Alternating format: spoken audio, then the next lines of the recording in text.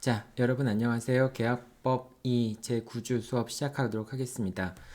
이번 주에는 채무의 소멸 중에서 이제 상계 부분을 중심으로 살펴보도록 하겠습니다. 다른 부분들을 경계와 혼동, 면제, 그리고 채무불이행의 유형과 채무불이행의 의의와 귀책사유 이런 부분들은 사실 내용이 많지는 않고요. 주로 상계 쪽이 시험 문제에 자주 출제되고 사례 문제든지 객관식 문제든지 중요한 내용들을 많이 담고 있기 때문에 문제에 많이 출제되는 부분입니다. 그래서 상계 중심으로 해서 내용들을 살펴보도록 하겠습니다. 자, 먼저 상계 의의를 한번 볼까요? 상계라고 하는 것은 이제 두 가지 기능을 하고 있는데요. 담보적 기능을 하고 있다고 얘기하고 그 다음에 결제의 간이화 기능을 하고 있다라고 얘기를 합니다. 결제의 간이화 기능이라고 하는 것은 서로 뭐 주고받을 거를 서로 간에 없앰으로써 주고받는 불편을 없앤다라고 하는 의미에서 결제를 간이화한다는 그런 의미가 있죠. 담보적 기능은 뭘까요? 담보적 기능이라고 하는 것은 갑이 있고요. 이제 갑이 A 채권을 갖고 있다. A 채권을 갖고 있다라고 얘기했을 때 을이 이제 다시 이제 을이 채무자가 되겠죠. A에 대해서 채무자가 될 텐데요. 자, 근데 그 채권 채무자인 관계에서 채무자가 다시 채권자한테 금전을 빌려주는 경우가 있을 수 있겠죠. 금전을 대여해 주는 경우가 있을 수 있겠습니다. 자, 을이 갑한테 금전을 대여해 줄 때 당연히 돈을 빌려주는 사람은 돈을 빌리는 사람, 즉 채무자의 자력을 확인해야 되겠죠. 만약에 채무자한테 재력이 없다면은 돈을 갚을 능력이 없다면은 채권자는 채무자한테 돈을 빌려주면 안 되겠죠. 자, 그런데 만약에 을이 이제 갑한테 채무를 부담하고 있다면은 그러면은 만약에 갑한테 돈을 빌려준 경우에 갑이 을한테 돈을 못 갚는다고 한다면은 그러면은 을도 갑한테 채무를 갚을 게 있으니까 그 채무를 이행해야 되니까 그 채무와 서로 동등의 범위 내에서 상계가 된다라고 한다면은 그러면은 을은 갑으로부터 금전을 돌려받지 못할 위험을 이제 피해갈 수 있겠죠. 자, 그렇기 때문에 만약에 여러분이 채권자 입장이 된다라고 한다면은 채권자한테 담보를 요구하지 않아도 그러니까 채권자한테 담보를 요구하겠지만 만약에 여러분들이 채권자한테 채무를 부담하고 있다라고 한다면은 그러면은 굳이 담보를 세우지 않더라도 채무자한테 돈을 빌려줄 수 있겠죠. 자, 그래서 상계라고 하는 것은 상계에 대한 기대가 있기 때문에 상대방의 책임 재산이 충분하지 않더라도 돈을 빌려주는 계기가 됩니다. 특히 이제 자동채권의 변제기와 수동채권의 변제기가 상당히 중요한데요. 자동채권이라고 하는 것은 내가 받을 거를 자동채권이라고 얘기하고요. 수동채권이라고 하는 것은 내가 줘야 되는 그런 채권. 그러니까 수동채권이라고 하는 건 채권이 아니라 채무가 되겠죠. 그러니까 내가 줘야 되는 것보다 내가 받아야 되는 변제기가 더 빠르다라고 하는 거는 어떤 걸 얘기해요? 그러니까 이제 갑의 입장에서 얘기를 해볼게요. 갑의 입장에서 A 채권이 있고 을의 입장에서는 이제 B 채권에 대한 채권자이고 이거는 채무자이고. 자, 을의 입장에서 한번 얘기해 보죠. 을의 입장에서 이 B 채권이라고 하는 채권인데요. 그러니까 이제 이 채권의 대여금이 이제 변제기가 뭐 예를 들면은 2021년 5월 1일이다 라고 하고 이 A 채권에 대한 변제기가 2021년 뭐 5월 30일이다. 이런 경우를 한번 생각해 볼게요. 그럼 이제 2021년 5월 1일이 되면은 을은 갑에게 대여금에 대한 반환을 청구할 수 있다라고 하는 것을 의미하게 되겠죠. 그리고 이제 2021년 5월 30일 날은 자기 채무를 이행해야 되는 날이고요. 자, 이런 경우라고 한다면 채무는 더 일찍 변제해도 상관없죠. 기한의 이익이라고 하는 것은 주로 채무자의 이익을 위한 것으로 추정이 되기 때문에 채무자 입장에서는 기한의 이익을 포기하고 서로 상계를 해버릴 수가 있게 됩니다. 이제 그렇게 되면 당연히 자기 채무도 변제하면서 자기 채권도 실현시키는 결과가 되겠죠. 이런 경우는 상계에 대한 기대가 더 높아질 수밖에 없습니다. 자, 그런데 반대로 이게 2020년이 아니라 2000 2021년이나 2020년 5월 3일 날 변제기가 이른다라고 했을 경우에는 그러니까 자동채권의 변제기가 수동채권의 변제기보다 더 느린 거를 얘기하는 거죠. 더 느린 걸 얘기하는 거죠. 자, 이런 경우에는 상계에 대한 기대가 상대적으로 낮아질 수밖에 없습니다. 왜 그럴까요? 2020년 5월 3일 날 이행기가 됐다면은 채권자는 을한테 이행을 청구할 수 있겠죠.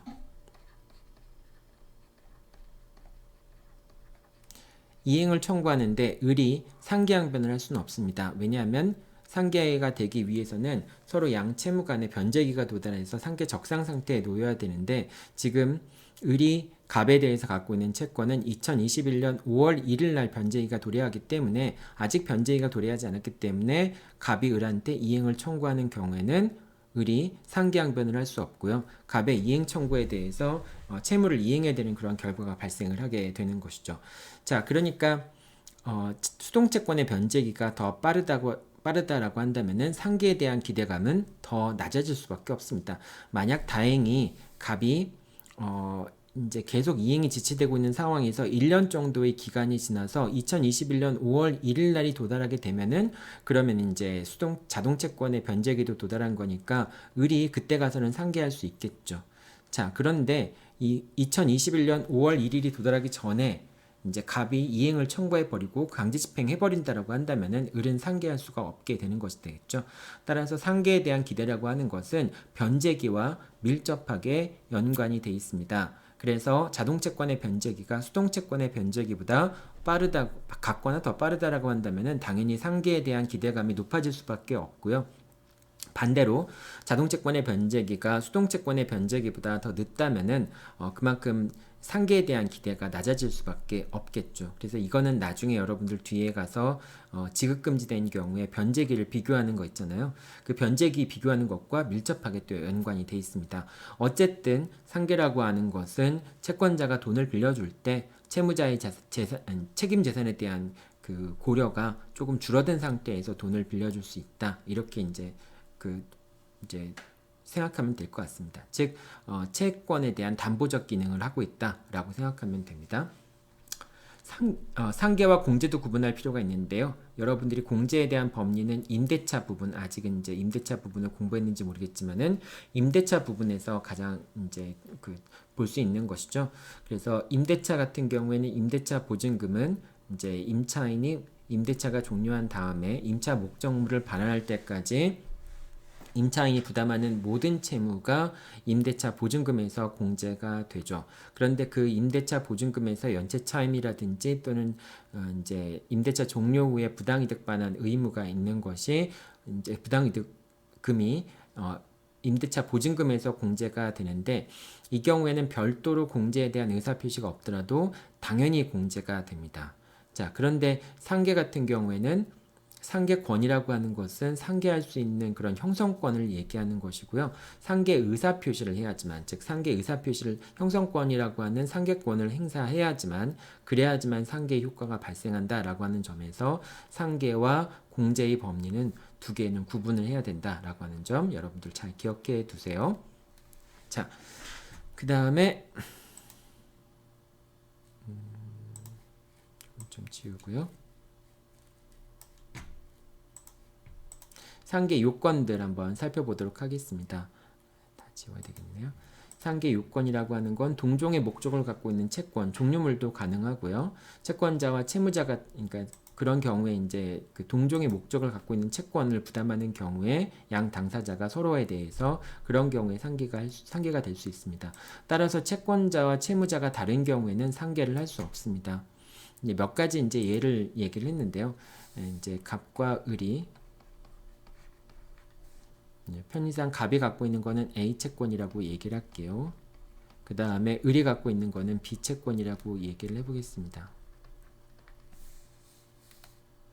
자, 이런 미리 얘기를 하면 안 되겠네요. 이거를 그냥 일단 지워놓고요. A 채권을 갑이 갖고 있었는데요. 그런데 이제 갑이 이 A 채권을 병한테 양도한 경우에 이제 병이 A 채권의 채권자가 되겠죠. A 채권자의 채권자가 될 텐데 그러니까 직접 채권을 갖고 있는 것이 되겠죠. 그런데 을이 병한테 대해서 채권을 또 갖고 있었다라고 할 때는 그때는 병과 을이 이제 서로 채권 채무의 상대방이 되잖아요. 이런 경우에는 병과 을이 서로 상계를 할 수 있게 됩니다. 당연히 채권이 양도됐으니까. 자, 이렇게 된 걸 얘기하고요. 또 제3자를 위한 계약에 있어서 제3자를 위한 계약에서는 갑이 있고요. 그 다음에 을이 있고요. 병이 있고 만약에 병이 수익자로서 이제 수익자라고 얘기한다면은 수익자로서 수익의 의사 표시를 하게 되면은 병은 을에 대해서 채권을 갖게 되죠. 그런데 만약에 을이 병에 대해서 채권을 갖고 있다면은 이런 경우에도 채권자, 채무자 서로 대립하는 서로 두 당사자가 서로를 향해서 채권을 갖고 있기 때문에 이런 경우에는 상계가 가능하다라고 하는 겁니다. 어떻게 보면 당연한 얘기겠죠. 자, 그다음 뭐 이제 그 채무 인수인이 채권자에 대해서 채권을 갖고 있다면 또 이런 경우도 마찬가지로 이제 갑이 채권자이고요. 을이 채무자인데 채권자이고 을이 이제 채무자인데요. 그런데 을의 채무를 병이 인수했습니다.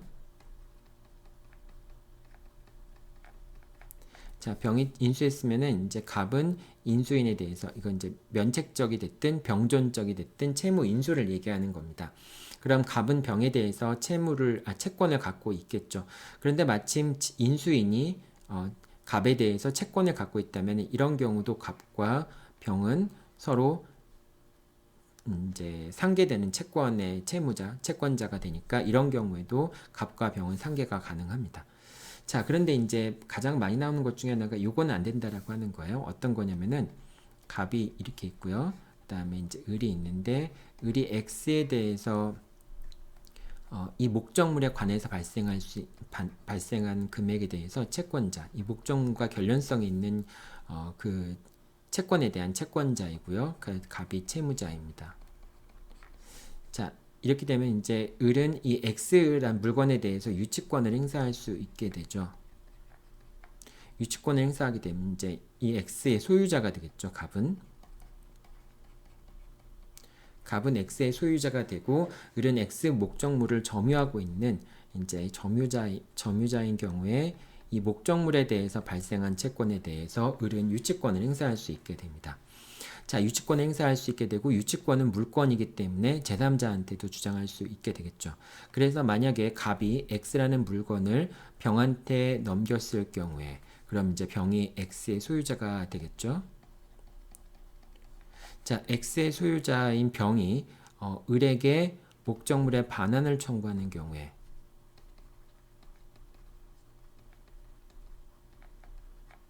목적물의 반환을 청구한다면은 을은 X에 대한 유치권을 당연히 갑한테 대해서 주장할 수도 있지만은 병한테 대해서도 유치권을 주장하면서 목적물의 반환을 거절을 할 수 있게 되겠죠. 자, 이렇게 유치권을 주장하게 되면은 동시에 이행 항변권과 마찬가지로 상환 이행 판결이 내려지게 됩니다.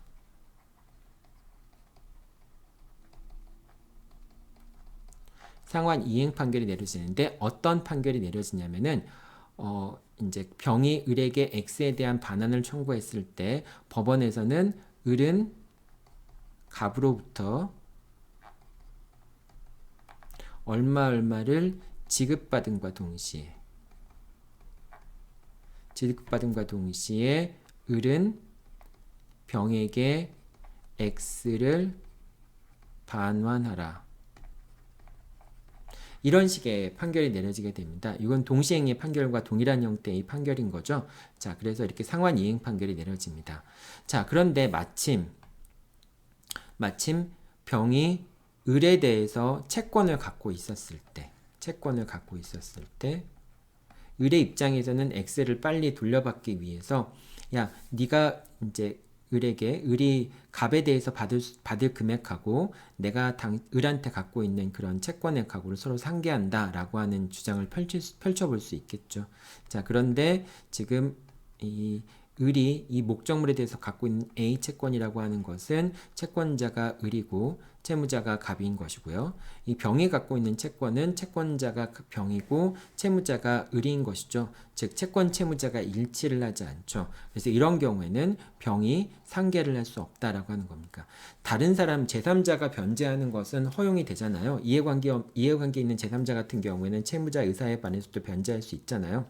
하지만은 상계 같은 경우에는 제3자가 상계할 수 없게 됩니다. 따라서 이 마지막 경우 유치권 같은 경우에는 유치권에 의해서 담보되는 피담보 채무가 변제될 때까지 채권자는 유치권을 행사하면서 목적물을 반환하지 않을 수 있지만은 그렇지만은 그렇다고 해서 이제 그 목적물의 소유권을 취득한 사람이 유치권자에 대해서 채권을 갖고 있다고 했을 때 그 채권과 유치권에 의해서 담보되는 그런 피담보 채권을 서로 상계할 수는 없다라고 하는 겁니다. 그러니까 소유자로부터 소유권을 넘겨받은 그런 사람을 얘기하는 거죠. 상계할 수 없다라고 하는 거. 즉 채권자와 채무자가 일치해야지만 상계할 수 있다라고 하는 내용들을 잘 기억해 두면 되겠죠. 자, 그 다음에 변제기가 도래해야 됩니다. 상계를 하기 위해서는 변제기가 도래해야 되는데요. 근데 중요한 거는 자동채권의 변제기가 도달하면 됩니다. 왜냐하면 수동채권의 변제기라고 하는 것, 내가 이제 수동채권이라고 하는 건 나의 채무라고 얘기했잖아요. 상계하는 사람의 수동채권의 변제기 같은 경우에는 기한의 이익을 포기하고 미리 변제하면 되잖아요. 그렇기 때문에 변제기가 자동채권의 변제기가 도래하면 상계가 됩니다. 근데 여러분들이 꼭 주의해야 될 것은 기한의 이익을 포기해야지 됩니다. 기한의 이익이라는 게 당연히 포기되는 게 아니에요. 따라서 기한의 이익을 포기하지 않는 경우에는 수동채권의 변제기가 도래해야지만, 그러니까 이렇게 되는 거죠. 이제 자동채권의 변제기가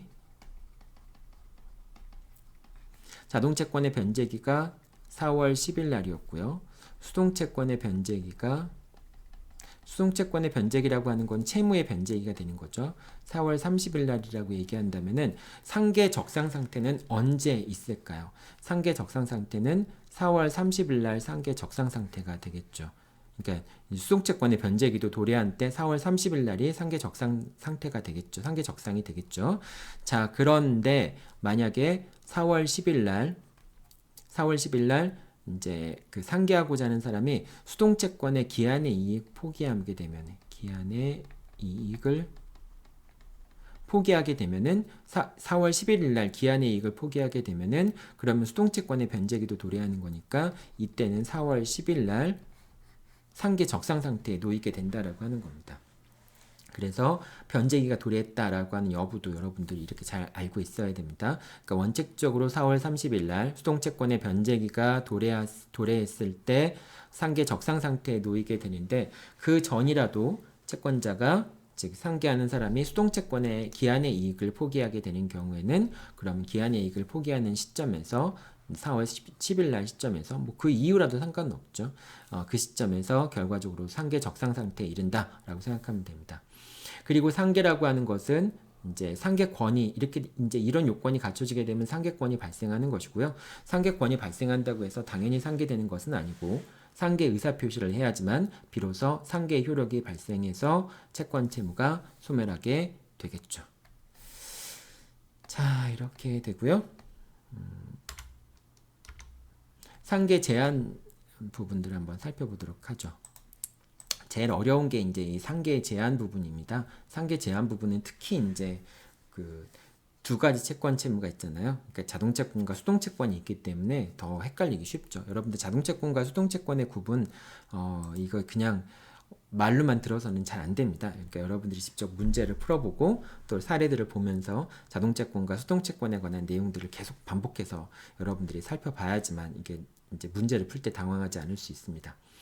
자, 먼저 상계가 제한되는 이유 가장 첫 번째는 채무의 성질에 따른 제한이 될 수 있습니다. 채무의 성질에 따른 제한 같은 경우에는 가장 먼저 동시행위항변권이 붙어있는 채권을 자동채권으로 상계할 수 없다라고 하는 것. 그걸 여러분들이 먼저 기억해 둬야 돼요. 이제 이거를 이렇게 얘기하면은 여러분들이 어려울 테니까 일단 을이 있고요. 자, 매매 계약이 갑과 을 사이에 매매 계약이 체결됐다라고 해봅시다. 자, 이 경우에는 매매 계약이 체결되었을 경우에는 이제 이 갑이라고 하는 사람은 매매 대금에 대한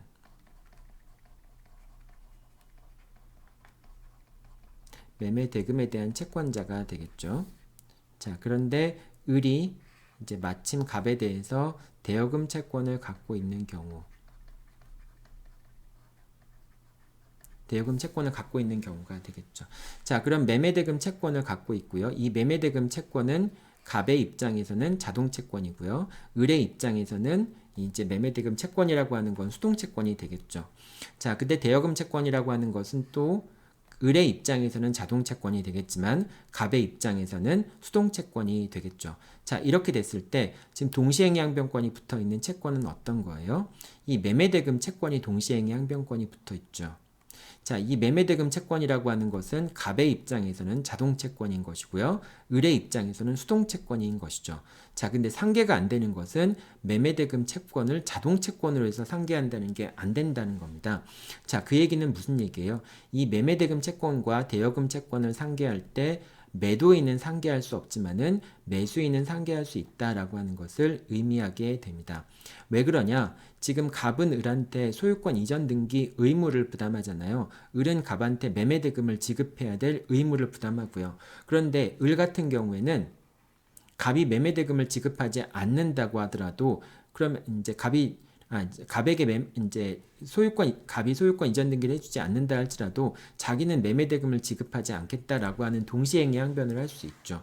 자, 그런 동시행위 항변권을 갖고 있었는데 갑이 이 매매대금 채권과 대여금 채권을 상계해버리면은 그런 동시행관계는 담보적 기능을 하는 것이죠. 상대방의 채무의 이행을 담보하는 그런 기능을 하고 있는 것인데 만약에 갑이 매매대금 채권과 대여금 채권을 상계해버리면은 을은 더 이상 동시행위 항변권을 행사할 수 없잖아요.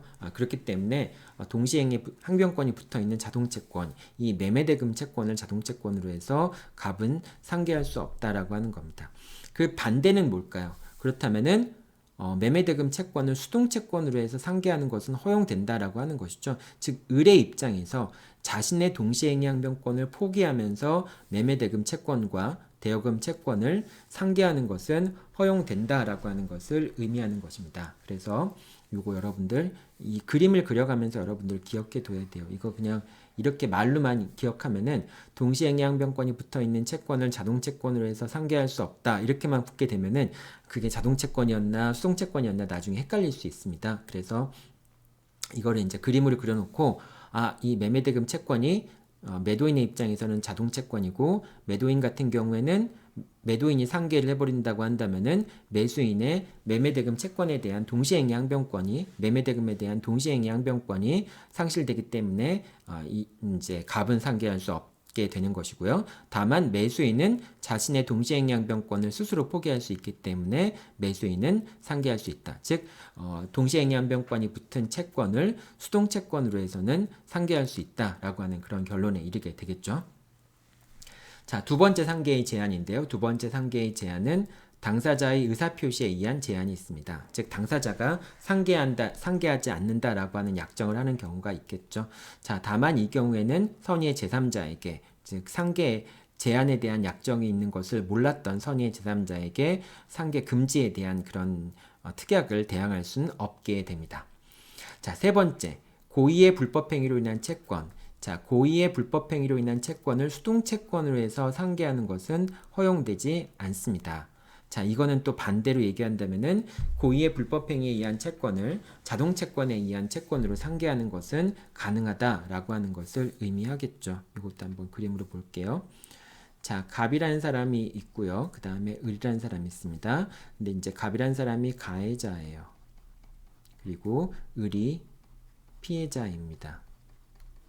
자, 그러면은 피해자는 가해자에 대해서 채권, 손해배상 채권을 갖고 있겠죠. 손해배상 채권을 갖고 있겠죠. 자, 그런데 마침 갑이 을에 대해서 대여금 채권을 갖고 있습니다.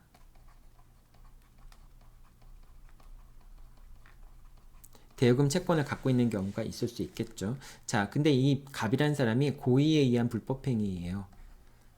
자, 이 고의에 의한 불법행위의 경우에도 상계를 허용한다라고 한다면은 만약에 을이 자력이 없는 사람이에요. 그러면은 갑은 을한테 대여금 채권을 실현시킬 수 있는 가능성, 대여금을 받아낼 수 있는 가능성이 없잖아요. 그럼 차라리 그냥 갑을 때려버리고 손해배상 채권하고 대여금하고, 물론 이제 폭행죄로 구속되긴 하겠지만, 처벌되긴 하겠지만, 이 손해배상 채권하고 대여금 채권하고를 상계해버리면은, 그러면은 어차피 을도 무자력이었는데 내가 뭐 때리게 되는 거니까 이런 일을 그냥 조장할 수가 있잖아요. 그렇기 때문에 갑이 고의에 의해서 을에게 손해를 가한 경우에는 갑이 을에 대해서 대여금 채권 같은 채권을 갖고 있다 할지라도 상계할 수 없다라고 하는 겁니다. 자, 그럼 대여금 채권이라고 하는 것은 갑의 입장에서는 자동 채권이고요. 이 손해배상 채권이라고 하는 것은 갑의 입장에서는 수동 채권이 되겠죠. 그래서 갑은 상계할 수 없고, 당연히 피해자는 자신이 손해배상을 받지 않고 대여금 채권과 상계하는 걸 원하는 거를 막을 필요는 없겠죠. 자, 그러니까 이제 가해자는 상계할 수 없고 피해자만 상계할 수 있다라고 하는 것이죠. 그럼 가해자는 손해배상 채권에 대한 채무자이니까 이 손해배상 채권에 대해서 가해자가 볼 때는 손해배상 채권이라고 하는 건 수동 채권이 되겠죠. 자, 따라서 고의의 불법행위로 인한 손해배상 채권을 수동 채권으로 해서 상계하는 것은 허용되지 않는다라고 하는 얘기를 하는 겁니다. 자, 그러니까 반대로 얘기하면은 고의의 불법행위에 의한 손해배상 채권이라고 하더라도 그것을 자동 채권으로 해서 상계하는 것은 가능하다라고 얘기할 수가 있겠죠. 그래서 이제 이 고의의 불법행위로 인한 손해배상 채권 같은 경우에 누가 상계할 수 있는지 없는지도 여러분들 잘 이제 봐야 되는 거고요. 이제 요거는 수동 채권으로 상계할 수 없다라고 돼 있죠. 이 동시행위한 병권이 붙어 있는 경우는 자동 채권으로 상계할 수 없는 거죠. 이 두 가지를 구분하면 될 것 같고요. 그 다음에 쌍방 폭행의 경우에도, 쌍방 폭행이라고 하는 건 폭행 자체가 고의에 의한 불법행위잖아요. 그러니까 쌍방 폭행의 경우에도 상계할 수 없게 됩니다. 자, 다만 중과실의 경우에는 뭐 고의와 같이 취급되는 경우도 있지만은 중과실 같은 경우에는 일부러 그런 건 아니잖아요. 그렇기 때문에 중과실의 경우에는 상계가 허용된다라고 하는 것이고요. 그 다음에 피용자의 고의의 불법행위 같은 경우에는 사용자 책임이 성립하잖아요. 자, 그런 경우에는 사용자 책임 같은 경우에는 사용자 스스로는 고의에 의한 불법행위란 것이 아니기 때문에 피용자의 고의로 인한 불법행위에 대해서 사용자 책임을 지는 사용자는 자기가 만약에 피해자에 대해서 대여금 채권을 갖고 있다면은 그 대여금 채권과 이제 그 사용자 책임에 따른 그 손해배상 채무, 이거 자동 채권, 수동 채권이 되겠죠. 그걸 서로 상계할 수 있다라고 하는 겁니다. 당연히 고의의 불법행위를 한 피용자는 상계할 수 없지만은 사용자는 손해배상 책임을 지긴 하지만은 그래도 직접 고의에 의한 불법행위를 한 자는 아니기 때문에 사용자는 상계를 할 수 있다라고 하는 겁니다. 이 부분에 대해서는 논란이 좀 있어요. 논란이 있는데 어쨌든 판례는 상계가 가능하다라고 보고 있는데 반대하는 의견들도 있습니다. 그러니까 여러분들이 이런 결론만 일단은 알아두고 나중에 다시 한번 좀 차분히 생각해 보면 좋을 것 같습니다. 자, 그리고 상계가 제한되는 것도 있어요. 이제 직접 상계가 제한되는 경우는 이제 압류 금지 채권이라고 하는데, 압류라고 하는 건 지급이 금지되도록 하는 게 압류입니다. 그러니까 여러분들 예전에 이제 이 채권의 강제 집행에 대해서 간단하게 공부를 했었는데요. 갑이 있고 을이 있고 이제 병이 있고, 이게 이제 갑이 채권자이고요. 그 다음에 을이 채무자이고요. 그 다음에 병이 제3 채무자인 경우에, 자, 이때 을이 병에 대해서 갖고 있던 채권, 요거를 이제 A 채권이라고 얘기를 하고요. 그 다음에 갑이 을에 대해서 갖고 있던 채권을 B 채권이라고 한번 해볼게요. 만약에 을이 갑한테 채무를 변제하지 않는 경우에 채권자 갑은 이 A 채권에 대해서 강제 집행을 하게 되겠죠. 이제 이 A 채권이라고 하는 것도 을의 책임 재산을 구성하는 거니까 이제 갑이 A 채권에 대해서 강제 집행을 할 텐데, 그 강제 집행을 하는 방법은 나중에 이제 추심 명령을 받거나 또는 전부 명령을 받거나 또는 이제 배당을 해버리는 경우들이 있는데요. 자, 근데 추심 명령이나 전부 명령을 받기 전에 만약에 병이 을한테 금전을 지급해 버리면은 그럼 추심 명령을 받은 것이나 전부 명령을 받은 게 의미가 없게 되죠. 그렇기 때문에 일단은 어떻게 놔야 돼요? 병이 을한테 지급하지 못하도록 일단 막아놔야 되겠죠. 그래서 압류를 해놓습니다. 일단은 압류를 해놔요. 그래서 압류 및 전부 명령을 받거나 압류 및 추심 명령을 받게 됩니다. 즉 압류라고 하는 것은 지급되지 못하도록 함으로써 A 채권이라고 하는 것이 살아있도록 A 채권이 살아있도록 하는 게 압류, 지급 금지라고 얘기할 수 있습니다. 그럼 압류가 금지된다라고 하는 것은 지급되지 못하도록 하는 걸 금지한다라고 하는 거잖아요. 지급되지 못하도록 금지한다라고 하는 것은 지급되도록 한다라고 하는 얘기잖아요. 지급되도록 한다라고 하는 것은 왜 그러겠어요? 그건 생존 배려적인 그런 채권이기 때문에 그런 것을 금지하면 안 된다라고 하는 그런 의미에서 압류 금지라고 하는 겁니다. 뭐 예를 들면 유족의 부조료라든지 병사의 급여 채권이라든지 소액 보증금 이런 그 민법에서 특별히 인정되는 사회적 약자를 위해서 인정되는 또는 생활 이제 부조 이제 차원에서 지급되는 금전 같은 경우에는 반드시 지급되도록 해야 되잖아요. 그렇기 때문에 압류가 금지되는 채권 같은 경우에는 상계가 허용되지 않습니다. 상계가 허용되면은 지급되지 않을 수 있잖아요. 상계는 이제 결제의 간이화 수단이기 때문에 금전이 지급되지 않을 수도 있잖아요. 일단은 급한 대로 받아서 생존의 필요적인 부분에 대해서는 쓰고 그 다음에 나중에 채무를 변제하도록 하면 되는 것이지 일단 뭐 서로 간에 금전 채무를 서로 부담하고 있다고 해서 상계를 해버려서 생존 배려적인 금전마저 못 받게 하는 것은 너무 좀 가혹하다라고 하는 차원에서 나오는 얘기죠. 자, 급여 같은 경우, 봉급 같은 경우에는 어떨까요? 급여 같은 경우에는 2분의 1 범위 내에서 지급이 금지됩니다. 급여 채권은 2분의 1 범위 내에서 압류가 금지돼요. 이것만 본다면은 급여 채권 같은 경우도 2분의 1 범위 내에서는 상계가 가능하지 않을까라고 생각할 수 있는데요. 그런데 이제 근로기준법에서는 급여 같은 경우에는 근로자에게 직접 지급을 해야 됩니다. 급여를 지급을 해야 돼요. 그리고 근로자에 대해서 회사가 채권을 갖고 있다고 해서 그 채권과 임금 채권을 상계해 버릴 수가 없습니다. 그렇게 되면은 뭐 회사 쪽에서는 여러 가지 이유를 대서 임금을 주지 않을 수도 있잖아요. 근데 임금이라고 하는 것은 근로자들의 생계 수단이 되는 것이죠. 그래서 그런 생계 수단에 해당하는 임금을 지급하지 않는 그런 일들이 발생하지 않도록 하기 위해서 비록 급여는 2분의 1 범위 내에서는 2분의 1 범위 내에서만 압류가 금지되어 있지만은 어쨌든 사용자는 그 급여를 전액 근로자한테 지급해야 된다라고 하는 겁니다. 그러니까 상계가 안 된다라고 하는 거예요. 원칙적으로 급여 같은 경우에는 자, 그래서 상계가 안 되는데 다만 근로자 입장에서도 내가 뭐 꼭 어려워서 그런 게 아니라 뭐 사용자에 대한 채무가 있는데 그 채무를 내 급여와 상계하겠다라고 하는 그런 경우도 있을 수 있잖아요. 그렇기 때문에 근로자와 사용자가 서로 합의해서 상계하는 경우라고 한다면은 그러면은 임금 채권에 대한 상계가 이건 상계 합의가 되겠죠. 상계 합의는 상계권과 달라요. 상계 합의는 상계권이라고 하는 것은 당사자의 일방적인 의사표시, 상계권이라고 하는 형성권에 의해서 채무의 소멸효과가 발생하는 건데 상계 합의라고 하는 것은 두 당사자가 합의해서 결정하는 것이니까 이건 상계 계약인 것이죠. 자, 그런데 어쨌든 임금 계약에 대해서 근로자와 사용자가 서로 합의하거나 또는 사용자의 상계에 대해서 근로자가 동의하거나 뭐 그런 두 당사자 의사가 합치된다고 볼 수 있는 경우라고 한다면은 상계가 허용될 수도 있습니다. 상계가 허용될 수도 있지만은 근데 그 동의를 너무 느슨하게 인정해 주게 된다면은 역시 사용자가 그 합의를 근거로 해서 상계해 버릴 수 있는 그런 가능성이 높아지게 되죠.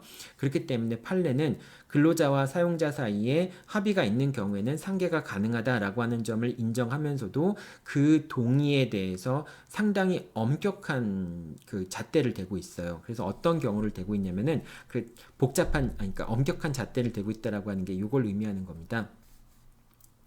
그 동의가 근로자의 자유로운 의사에 터잡아 이루어진 것이라고 인정할 만한 합리적인 이유가 객관적으로 존재하고 그 동의가 근로자의 자유로운 의사에 기한 것이라는 판단이 엄격하고 신중하게 이루어진 경우에 상계가 가능하다 이렇게 이제 판단을 내린 겁니다. 사실은 이거보다 더 많은 논리들이 판례가 이제 더 많은 기준들을 제시하고 있는데 어쨌든 이런 걸 보면은 아주 엄격하게 근로자의 동의를 해석을 해야 된다. 근로자의 동의가 있는지 여부를 판단하기 위해서는 아주 엄격하게 판단을 해야 된다라고 하는 얘기를 하고 있다고 볼 수 있겠죠. 자, 여기까지가 이제 압류 금지 채권에 대한 상계 금지에 대해서 얘기를 해봤는데요. 이제 다음에는 제일 중요한 내용입니다. 이제 지급 금지된 경우, 압류된 채권의 경우에도 상계가 안 된다라고 하는 그런 얘기를 하는 겁니다. 자,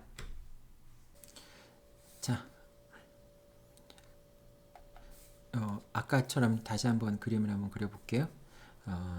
갑이 있고요. 그 다음에 이제 을이 있습니다. 그 다음에 병이 있고요.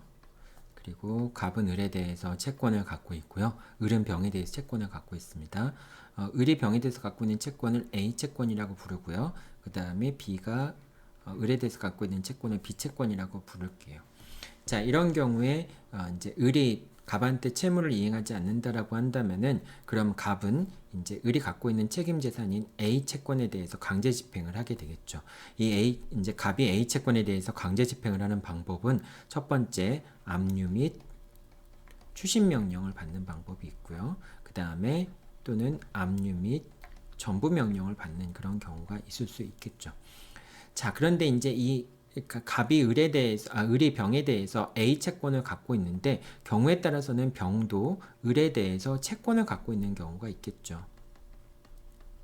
편의상 이걸 시채권이라고 얘기해 봅시다.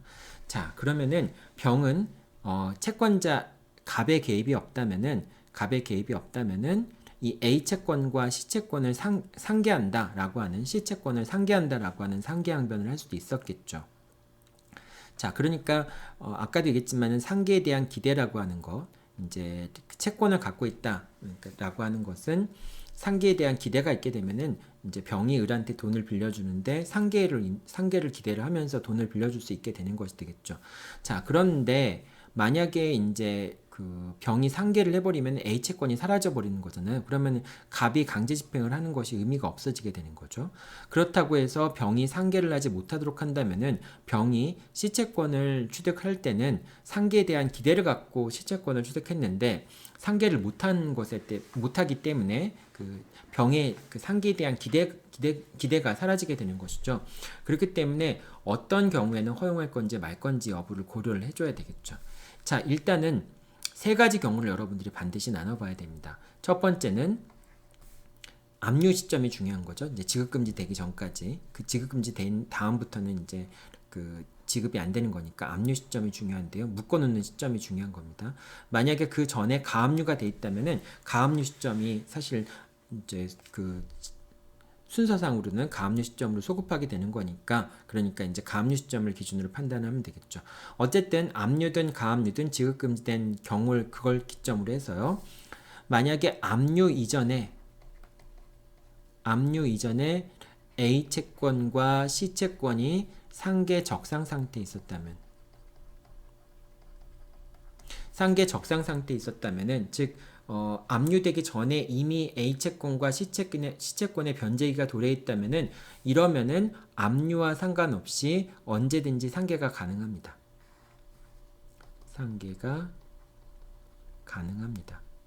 이 경우에는 A 채권과 C 채권의 변제기를 비교할 필요가 없어요. 그냥 일단은 상계 적상 상태에 있었다라고 한다면 압류 전에 상계 적상 상태에 있었다라고 한다면은 변제기를 비교하는 것과 상관없이 병은 상계를 할 수 있습니다. 즉 이제 갑이 병에 대해서 추징금이나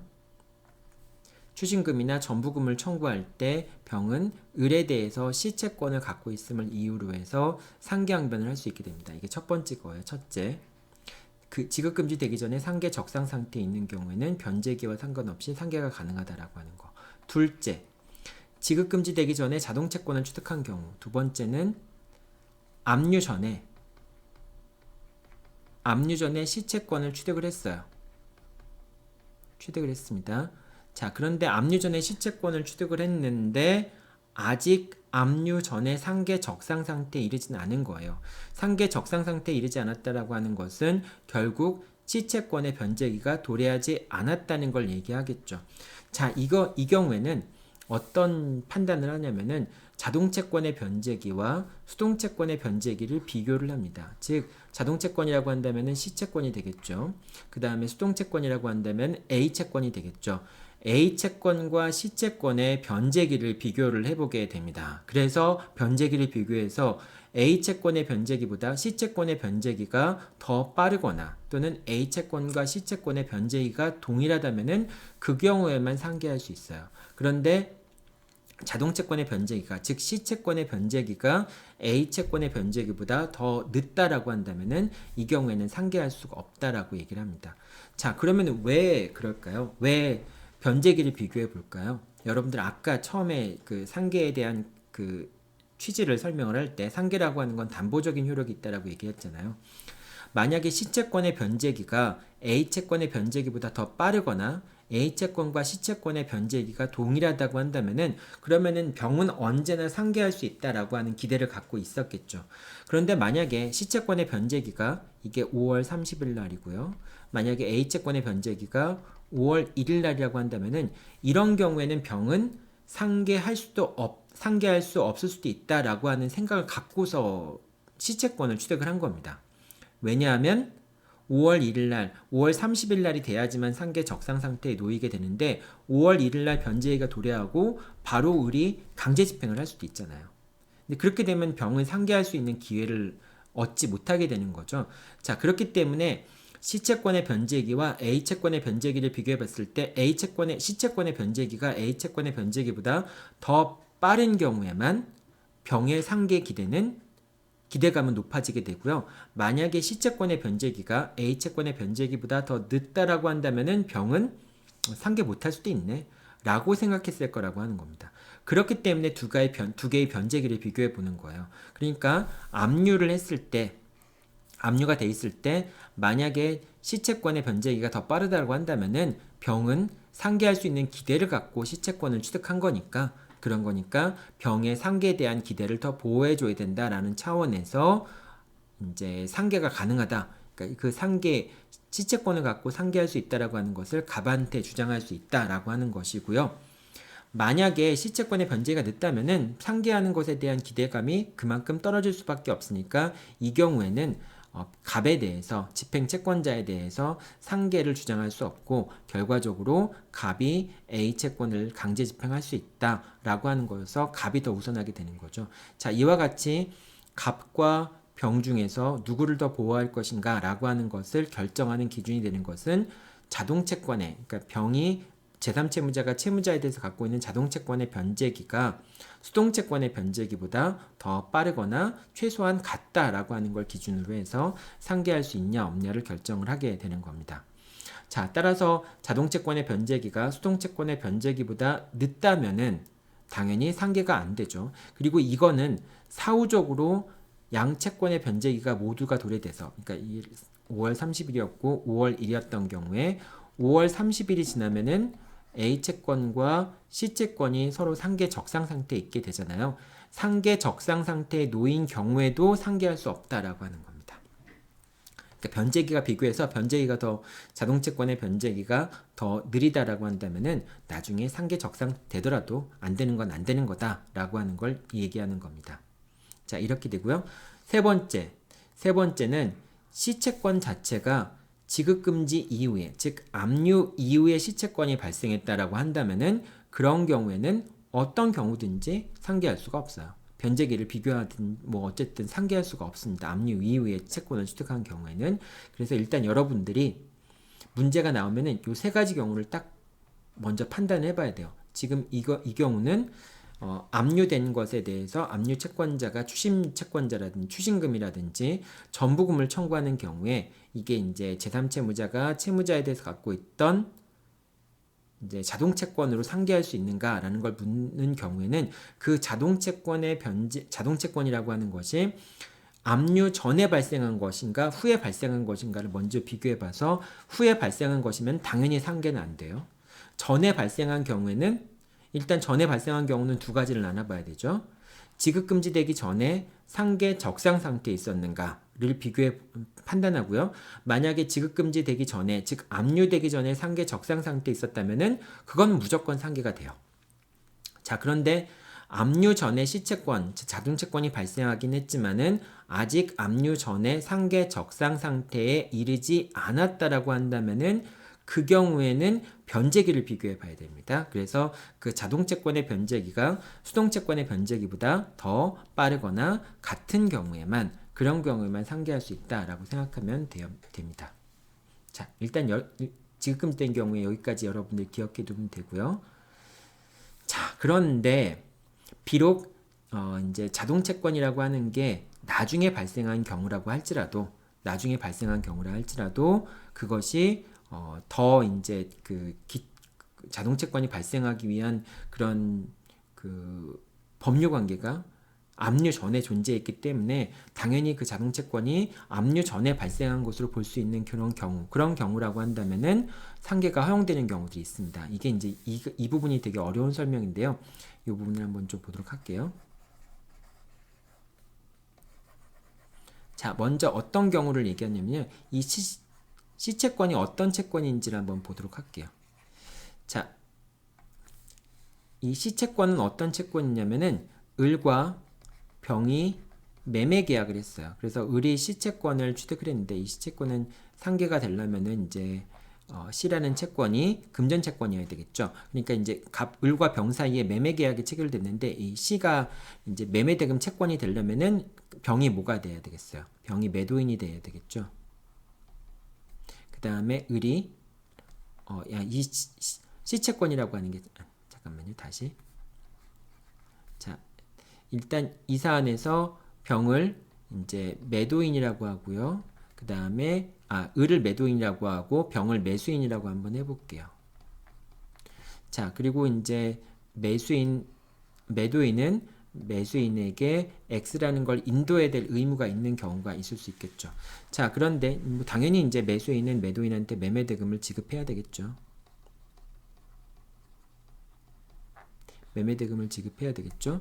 자, 요 매매대금 채권을 이제 을이 갖고 있는 채권, 요걸 A 채권이라고 한번 얘기해 볼게요. 그 다음에 이제 C 채권은 그럼 어떻게 발생한 거냐? 이 매매대금 채권과 을은 어떤 게 동시행 관계에 있어요? X에 대한 소유권 이전 등기 의무가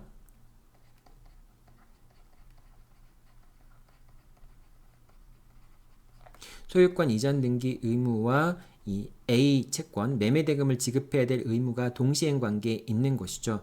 자, 그런데 이 X의 저당권이 설정돼 있어요. 저당권이 설정돼 있거나 가압류가 돼 있거나 뭐 그건 상관없습니다. 그러면 이제 을은 저당권을 말소해야 될 의무를 부담하고 있겠죠. 물론 당사자 사이에서 저당권을 어떻게 할 것인가에 대한 약정을 했다면은 그 약정에 따라서 해결돼야 되겠지만은 그 약정이 없다면은 저당권 말소해야 될 의무가 있게 되겠죠. 말소해야 될 의무가 있습니다. 그리고 이 저당권 말소 의무, 소유권 이전 등기 의무와 매매대금 지급 의무는 서로 동시행 관계에 있겠죠. 자, 그런데 을이 이 저당권의 피담보 채권을 변제하지 않는 바람에 저당권자가 X에 대해서 저당권을 실행하려고 해요. 만약에 저당권자가 X에 대한 저당권을 실행해 버리면은 결국은 병은 X에 대한 소유권을 취득하지 못하잖아요. 자, 그래서 병이 을을 대신해서 이제 이 저당권의 피담보 채권을 말소를 시켜버립니다. 그래서 뭐 예를 들면 1억을 대위 변제한 거예요. 채권자한테 대신 변제해서 병이 을에 대해서 이제 1억의 채권을 갖고 있게 됩니다. 즉 C채권이라고 하는 것은 이 구상금 채권이라고 얘기할 수 있어요. 구상금 채권, 1억짜리 구상금 채권을 갖게 됩니다. 자, 이 구상금 채권이라고 하는 것은 지금 저당권을 변제했을 때, 이 구상금 채권은 병이 변제했을 때 발생하는 채권이긴 하죠. 변제했을 때 발생하는 채권이긴 하지만은 사실상 이 구상금 채권이라고 하는 것은 이 저당권 말소 의무와 동일한 관계에 있는 채권이라고 볼 수 있겠죠. 왜냐하면 사실 구상금에 해당하는 것만큼을 을이 저당권자한테 지급하고 저당권을 말소시켜야 되는데 그거를 이제 병이 대신 지급하고 저당권을 말소시킨 거잖아요. 그러니까 이제 병이 갖고 있는 구상금 채권이라고 하는 것은 저당권의 말소 의무와 같은 성격의 채권이라고 얘기할 수 있겠죠. 즉 저당권 이제 을은 저당권을 말소하는 의무 대신에 이제는 병한테 구상금을 지급해야 되는 채무를 부담하게 되는 거죠. 자, 그러니까 이 구상금 채권이라고 하는 것은 저당권 말소 의무와 이제 말소 청구권과 같은 성격의 채권이라고 볼 수가 있습니다. 자, 그럼 이제 좀 약간 뭐 그림이 좀 복잡하긴 한데요. 이 A 채권이라고 하는 것과 요 C 채권이라고 하는 것은 사실상 동시행, 처음부터 매매 계약이 성립할 때부터 동시행 관계에 있는 채권이라고 볼 수 있겠죠. 다만 그것이 처음에는 저당권 말소 의무로 존재하다가 병이 대신 변제해서 저당권을 말소시킨 다음에는 구상금 채권 형태로 바뀌었다라고 하는 점에서만 차이가 있겠죠. 자, 그렇기 때문에 만약에 이제 C가 변제했던 날이 언제냐면은 병이 대위 변제한 날이 5월 30일 날이라고 한번 생각해 볼게요. 그런데 이 C채권이 이 A채권이 압류된 시점, A채권이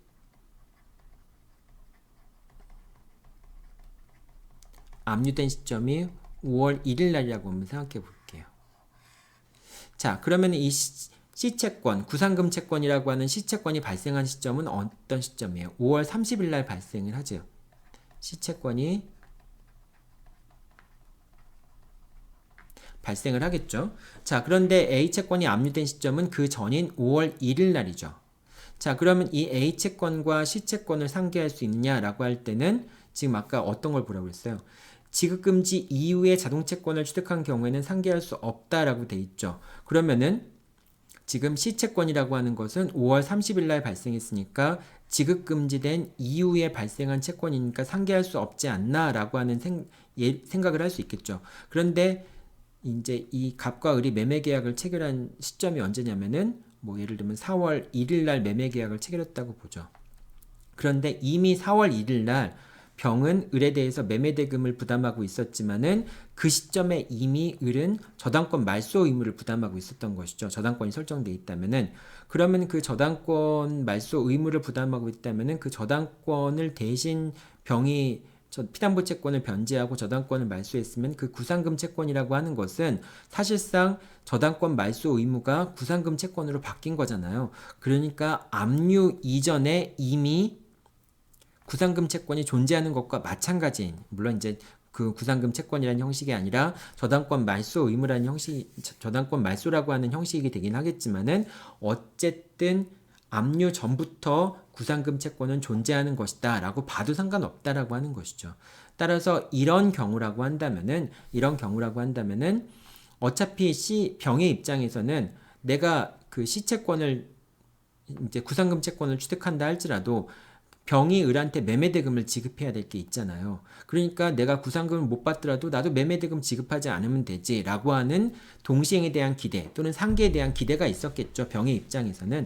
그래서 그걸 더 보호해주기 위해서 비록 구상금 채권이 압류, 지급금지되기 전에 이후에 발생한 것처럼 보이지만은 이 구상금 채권은 예전부터 존재하던 채권이라고 볼 수 있으니까 이 경우에는 비록 구상금 채권이 압류 이후에 발생했다 할지라도 상계를 허용한다라고 하는 겁니다.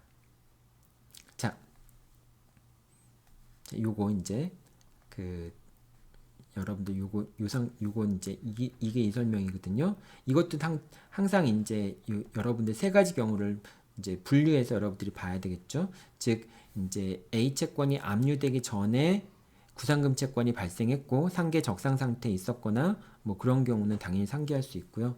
그 다음에 뭐 매매대금 채권이 이제 그 가압류된 경우에 뭐 이제 그런 경우 여러 가지 경우를 얘기하는 건데 요거는 이제 일반론적인 걸 얘기하는 겁니다. 매매대금 채권이 발생하기 전에 매매대금 채권이 압류됐을 경우에 그때 이제 매수인이 매도인에 대해서 반대채권을 갖고 있었을 때 그때 상계가 가능하냐라고 하는 건 이 첫 번째, 두 번째, 세 번째를 통해서 판단하면 되는데 그런데 이 중에서 이제 세 번째 경우 비록 그 이제 매수인이 매도인에 대해서 갖고 있는 채권이 지급금지된 이후에 발생한 채권이라고 할지라도 그것이 구상금 채권이라고 한다면 즉 대위 변제를 해서 취득한 구상금 채권이라고 한다면은 그런 구상금 채권은 처음부터 저당권 말소 등기 의무가 변형된 것에 그러니까 저당권 말소 등기 청구권이 변형된 것이라고 볼 수 있기 때문에 그런 경우에는 압류 이후에 구상금 채권이 발생했다 할지라도 상계가 가능하다라고 하는 얘기를 하는 겁니다. 자, 요 매매대금 이제 요 구상금 채권이라고 하는 거는 요 매매대금 채권과 서로 동시행 관계에 있는 채권이다라고 하는 점 여러분들 잘 기억해 두기 바랍니다. 예전에 동시행 양변할 때도 이런 비슷한 문제가 한번 나오긴 했었죠. 자, 여기까지 설명을 하겠습니다. 지급금지된 부분은 이거는 시험 문제 자주 나오니까 여러분들이 또 이제 요 부분은 잘 한번 몇 번을 반복해서든지 여러분이 기억하고 있어야 됩니다.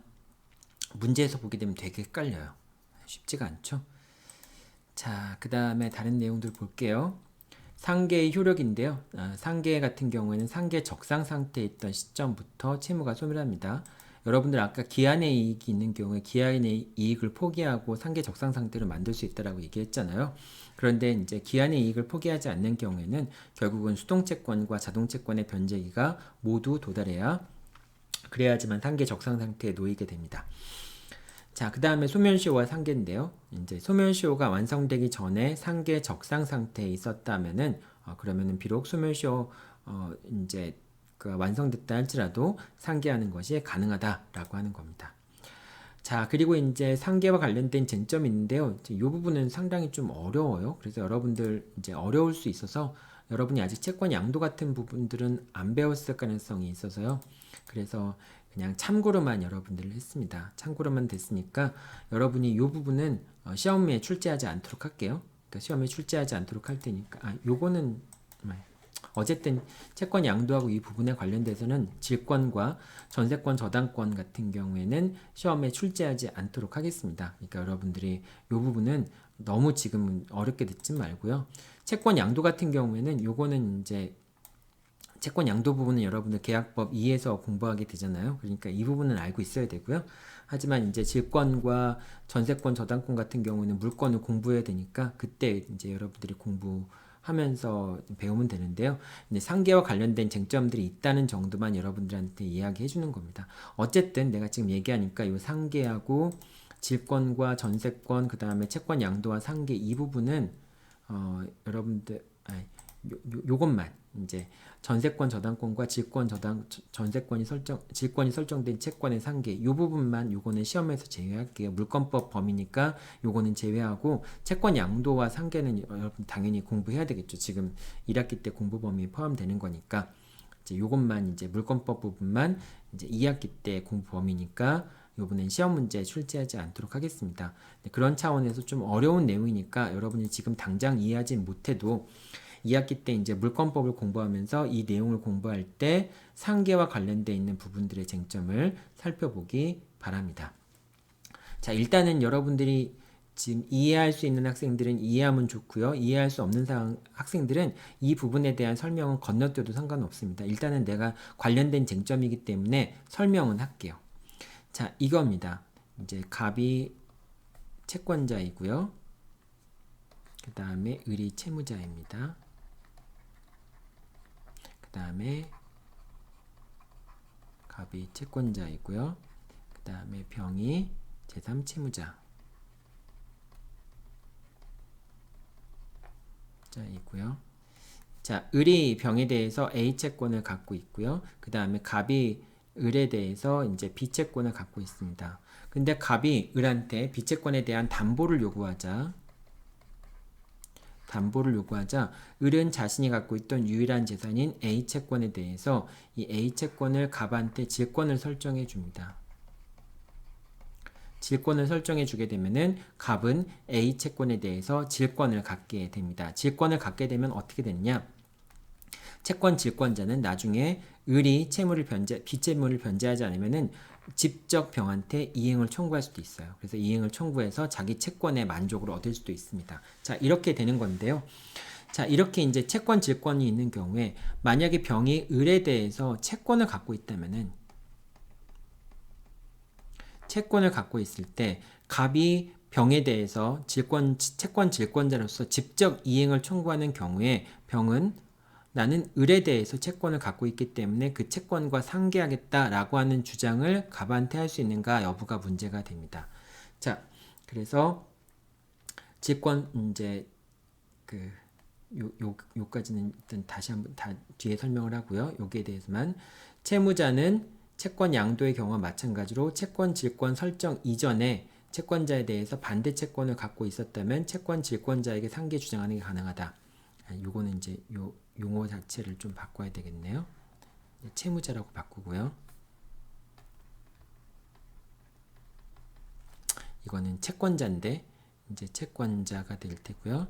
채권 질권 설정자 자가 될 테고요. 이 사람은 이제 채권자라고 하지 말고 채권 질권자라고 한번 부를게요.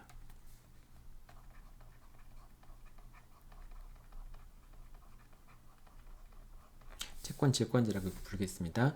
자, 이 경우에 채무자는, 그러니까 이제 병이라는 사람은 채권 질권 설정자에 대해서 설정되기 전에 이제 을에 대해서 갖고 있던 채권이 있다면은 채권 양도와 마찬가지로 채권 질권 설정 이전에 채권자에 대해서 반대 채권, 즉 이제 요 시채권을 얘기하는 거죠.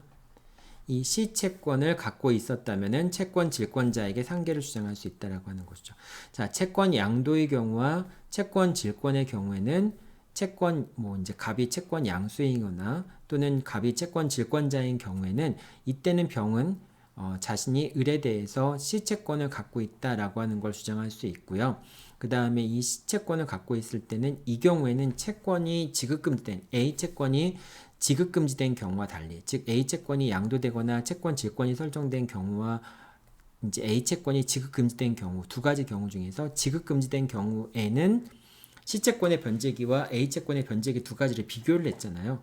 자, 그런데 채권 양도의 경우나 채권 질권의 경우에는 시채권과 A 채권의 변제기를 비교하지 않고 채권 질권이 설정되거나 채권이 양도되기 전에 시채권이 발생했으면은 상계할 수 있다라고 보는 겁니다.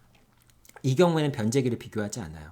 왜냐하면 채권 양도나 채권 질권에 의해서 어쨌든 뭐 변제기가 늦더라도 상계에 대한 기대감이 조금은 있는 거잖아요. 그 상계에 대한 기대감을 이제 박탈할 수 없다라고 하는 차원에서 채권 양도나 채권 질권 같은 경우에는 비록 이제 변제기가 늦더라도 시채권의 변제기가 A 채권의 변제기보다 늦더라도 상계가 가능하다라고 하는 겁니다. 이게 이제 그 채권 질권의 경우에 상계하는 부분입니다.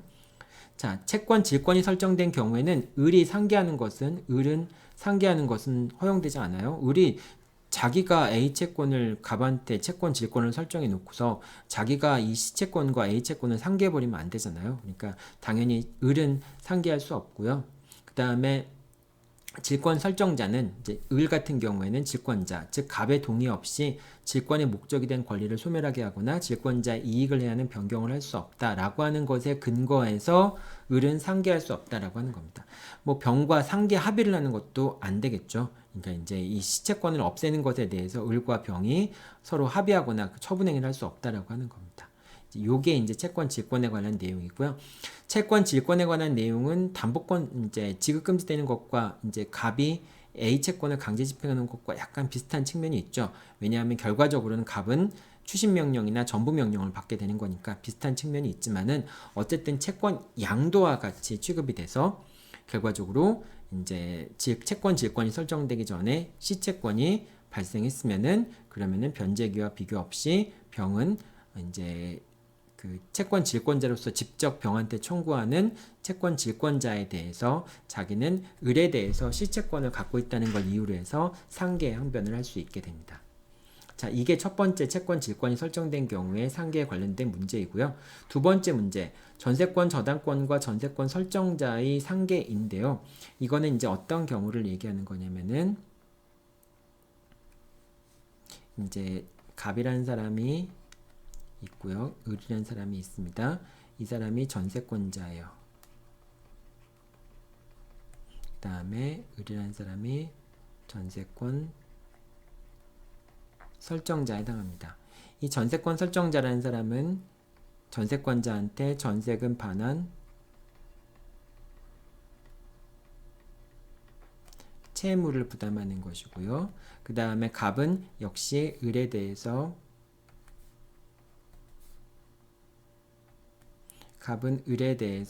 전세금 반환,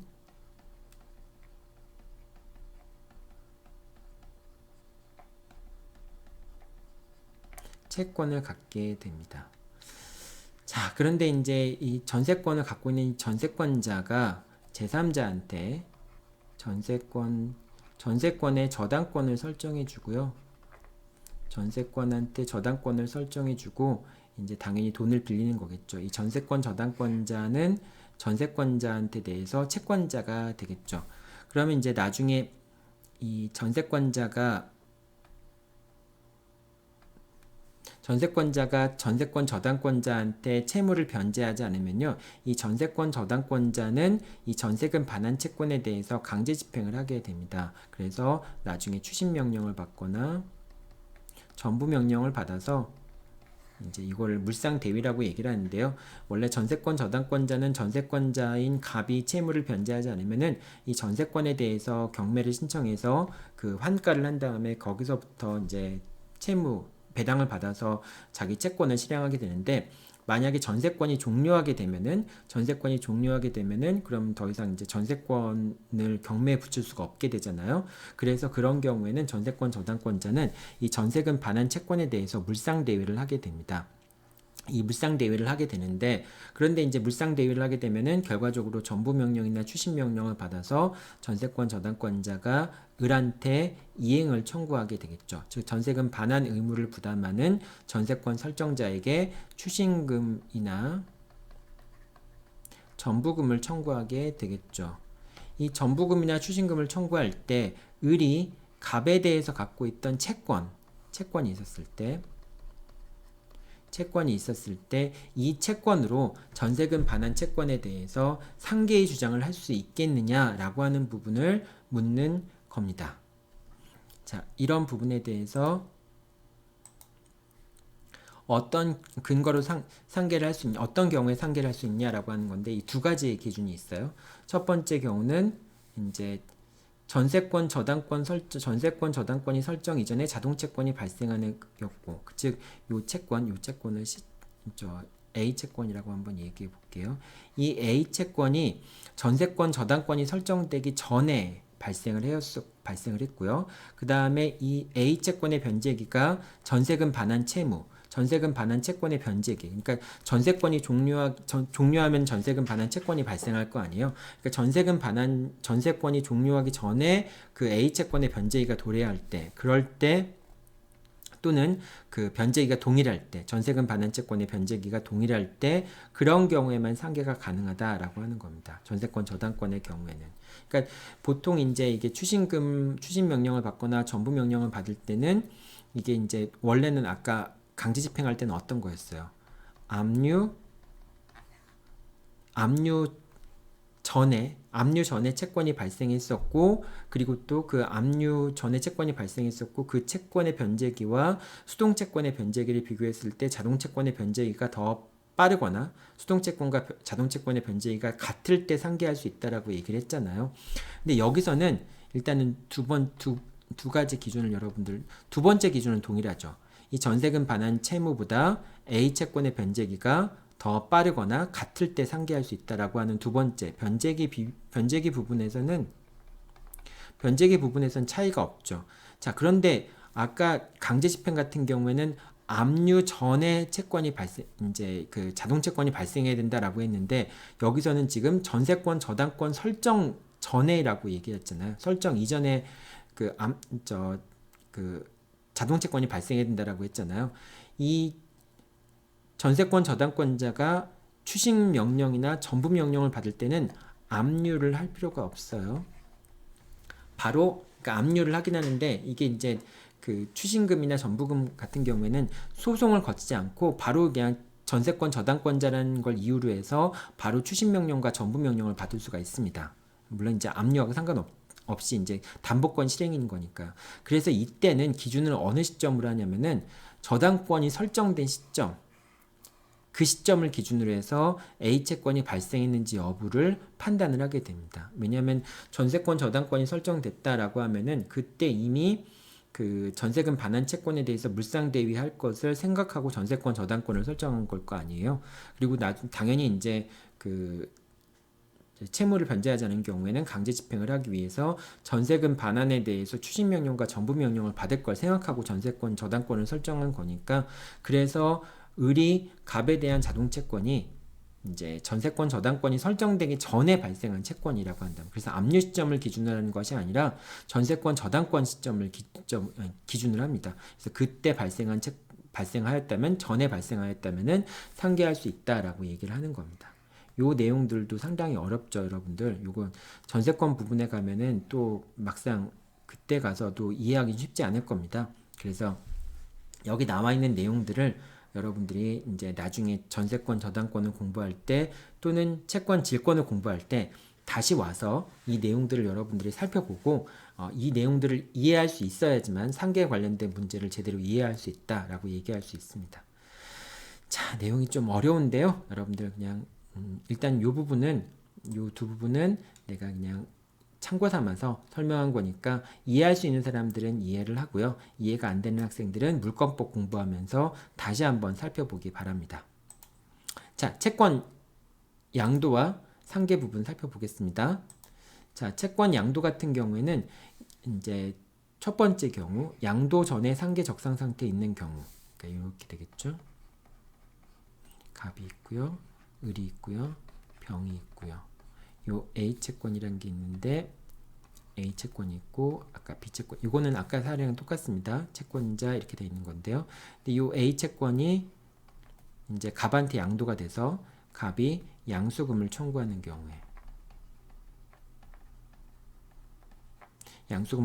경우에 이때 병이 을에 대해서 채권을 갖고 있었을 때 C채권을 갖고 있었다는 것이죠. 이 C채권을 갖고 있었을 때 병이 A채권과 C채권을 상계할 수 있겠느냐라고 하는 건데요. 만약에 A채권을 양도하기 전에 상계 적상 상태에 있었다면 언제든지 상계가 가능하겠죠. 자, 그 다음에 양도 후에 채권을 취득한 경우에는 당연히 상계가 불가능하게 되겠죠. 자, 그럼 양도 전에 채권을 취득했는데 C채권을 취득했는데 아직 상계 적상 상태에 있지 않은 경우에는 그런 경우에는 변제기가 변제기 상관없이 상계할 수 있다라고 봅니다. 물론 이제 여기에 대해서는 견해의 대립이 있어요. 자, 이 경우에도 변제기를 비교해야 된다라고 하는 견해도 있고요. 변제기를 비교할 필요가 없다라고 하는 견해도 있습니다. 자, 근데 어쨌든 채권 양도의 경우하고는 이제 그 채권을 압류 명령이나 지급금지된 경우하고는 달리 채권 양도된 경우에는 어쨌든 병의 상계에 대한 기대를 어느 정도 조금만 상계에 대한 기대라고 하더라도 보호할 필요성이 있다라고 보기 때문에 이런 경우에는 채권 양도의 경우에는 변제기를 비교하지 않고 상계할 수 있다라고 보게 되는 겁니다. 자, 여기까지는 다 이제 됐고요. 자, 그런데 이제 한 가지 더 아까 이제 여러분들 그 지급금지된 경우에 지급금지 이후에 발생한 채권 같은 경우에는 자동채권 같은 경우에는 상계가 안 된다라고 얘기를 했었잖아요. 즉 추심명령이나 전부명령을 받은 이제 지급금지를 한 채권자에 대해서 상계양변을 할 수 없다라고 얘기했는데 아까 어떤 걸 얘기했어요? 근저당권 같은 경우 근저당권을 말소해야 되는 의무를 매도인이 이행하지 않아서 매수인이 대신 변제를 하고 그 구상금 채권을 취득한 경우에는 그 구상금 채권이라고 하는 것은 저당권 말소 의무에 변형된 형태라고 볼 수 구상금 채무라고 하는 것은 저당권 말소 의무에 변형된 형태라고 볼 수 있기 때문에 그 구상금 채권을 압류 전에 발생한 채권과 동일하게 봐준다는 얘기를 했었잖아요. 자, 마찬가지로 채권 양도의 경우에도 비록 그 C채권이라고 하는 채권이 양도된 이후에 발생한 채권이라 할지라도 뭐 예를 들면 채권 양도는 뭐 5월 1일 날 있었는데 근데 이 C채권이라고 하는 건 5월 30일 날 발생했다. 라고 할지라도 상계가 가능한 경우들이 있어요. 어떤 경우가 그러냐? 아까 그 이제 여기서 설명했던 것과 동일해요. 매매대금 채권의 경우와 동일한 얘기입니다. 어떤 경우가 그러하냐? 이 C채권이라고 하는 것이 아까도 얘기했지만 을과의 관계에서 이 A채권이라고 하는 것은 매매대금 채권이 양도된 거고요. 근데 이 C채권이라고 하는 것은 매도인이 병에게 소유권을 넘기면서 저당권을 말소해줘야 될 의무를 부담하는데 저당권을 말소해주지 않았기 때문에 병이 을을 대위 변제해서 채권자한테 변제하고 저당권을 말소시켜서 C채권이라고 하는 구상금 채권을 취득한 경우에 그런 경우라고 한다면은 비록 그 구상금 채권이 5월 30일 날 발생했다 할지라도 이제 을과 병 사이에 매매 계약이 체결된 것이 4월 1일 날 매매 계약이 체결됐다라고 한다면은 그때부터 이미 을은 병에 대해서 저당권을 말소해야 될 의무를 부담하고 있는 거니까 C채권이라고 하는 것이 5월 30일 날 발생했다 할지라도 사실상 4월 1일부터 을이 부담하고 있는 소유권 이전 등기 의무 외에도 저당권을 말소시켜야 할 의무의 변형된 형태라고 볼 수 있기 때문에 C채무라고 하는 것은 변형된 형태라고 볼 수 있기 때문에 이런 경우라고 한다면은 비록 C채권이 양도되기 전에, 양도된 이후에 발생한 채권이라고 하더라도 상계가 가능하다라고 하는 얘기를 하는 겁니다. 그 다음에 요것도 있어요. 도급계약 같은 경우도 있습니다. 도급계약 같은 경우에도 어떤 경우냐면은, 요거는 이제 지금 설명했던 거는 이제 매매 계약에 관련된 내용들을 설명을 한 거예요. 여기다 해당한다고 볼 수 있는 거고요. 도급계약 같은 것도 한번 설명을 할게요. 도급계약 같은 경우에, 도급계약은 어떤 경우냐면은, 요거는 이제 갑을병이 좀 바뀝니다, 여러분들. 이제 갑이라는 사람이 도급인이에요. 이건 오히려 갑을병을 바꾸어 설명하는 게 더 편할 것 같아요. 수급인입니다. 자, 그러면은 이제 갑은 을에 대해서 이제 을은 보수 채권을 받게 되죠. 보수 채권을 갖게 됩니다. 그러니까 일의 완성으로 인한 보수를 공사 대금 채권, 이걸 이제 보수 채권이라고 하면 여러분이 헷갈릴 수 있으니까 공사 대금 채권이라고 한번 얘기해 볼게요.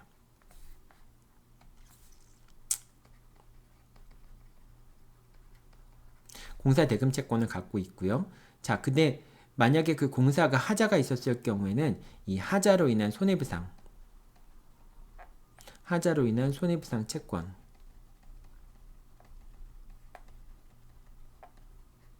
채권을 갖고 있다고 볼게요. 자, 이 공사대금 채권과 손해배상 채권 같은 경우에는 동시행 관계라고 얘기를 합니다. 자, 그런데 이 공사대금 채권을 수급인이 양도를 했어요. 병한테 양도를 했습니다. 그래서 병이 채권 양수인이에요. 채권 양수인인데 병이 양수금을 청구합니다. 즉 공사대금을 청구합니다. 그런데 이제 갑이 하자가 발생했다는 걸 알아서 손해배상 채권이 발생을 합니다. 근데 이 손해배상 채권이 언제 발생했냐? 이 채권을 양도하는 날짜는 5월 1일 날이었는데 손해배상 채권이 발생한 날은 5월 30일 날이었어요. 자, 이랬을 경우에 지금 채권이 양도된 다음에 손해배상 채권이 발생을 했잖아요. 자, 그런데 이 손해배상 채권은 사실은 공사대금 채권과 동시행 관계에 있는 채권인 것이죠. 따라서 비록 손해배상 채권이 양도된 이후에 발생했다 할지라도 갑은 을에 대한 손해배상 채권과 병의 공사대금 채권에 대해서 공사대금을 청구할 때 을에 대한 이 손해배상 채권을 하자로 인한 손해배상 채권을 자동채권으로 해서 상계 주장을 할 수 있다라고 하는 겁니다. 이게 이제 그 비록 이제 양도 이후에 발생한 채권이라고 할지라도 상계가 가능한 경우에 대한 걸 얘기를 하는 겁니다.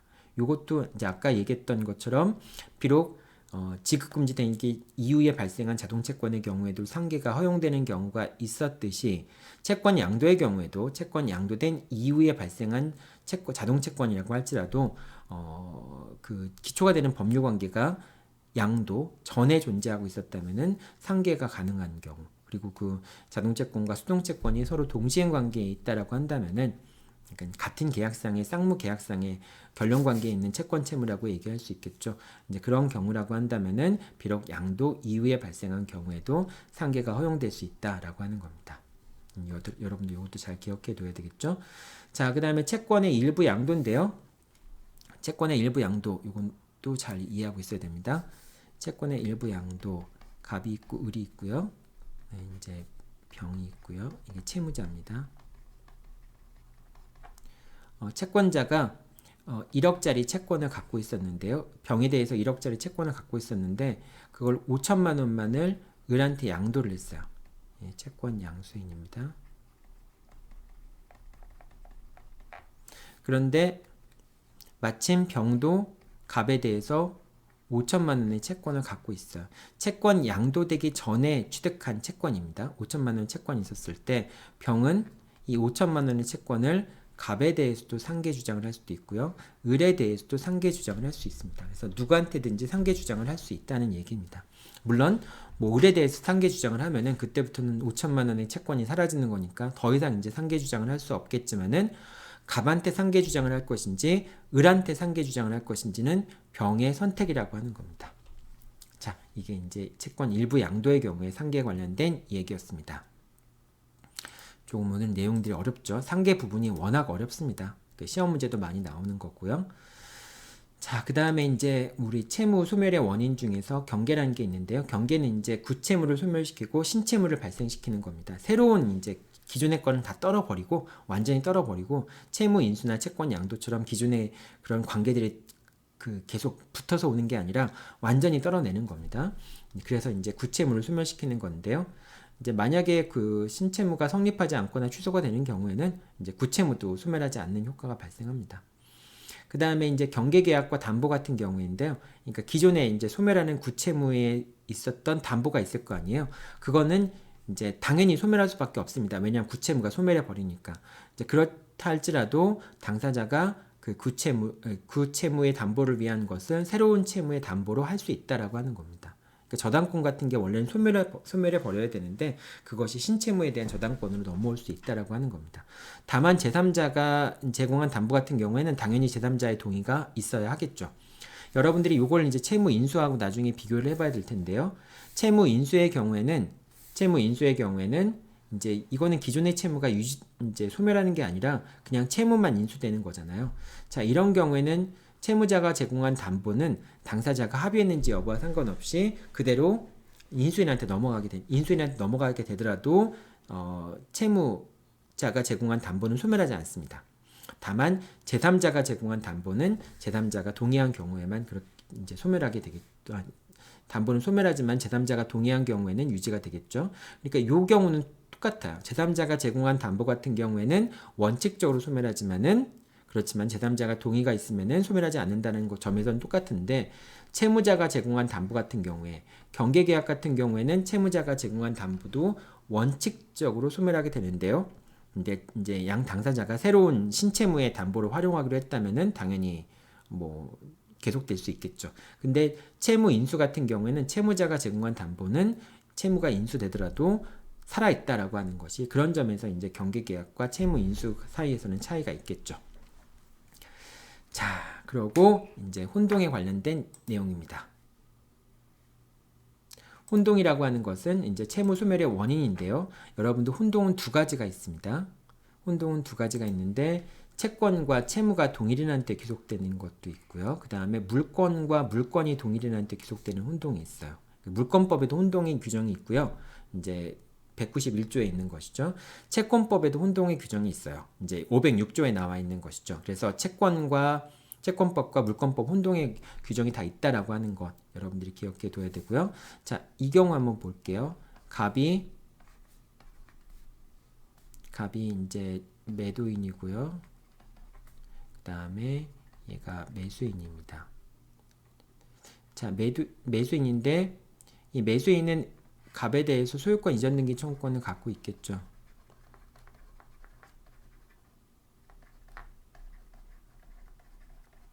소유권 이전 등기 청구권을 갖고 있겠죠. 자, 그런데 어떤 경우가 됐든지 이 부동산에 대해서 을이 소유권을 취득했어요. 소유권을 취득했으면은 자, 을이 소유자가 된 거죠. 이 소유권 이전 등기 청구권을 실현시키지 않고 다른 원인에 의해서 을이 소유권을 취득했습니다. 자, 그럼 이 소유권 이전 등기 청구권은 어떻게 되나요?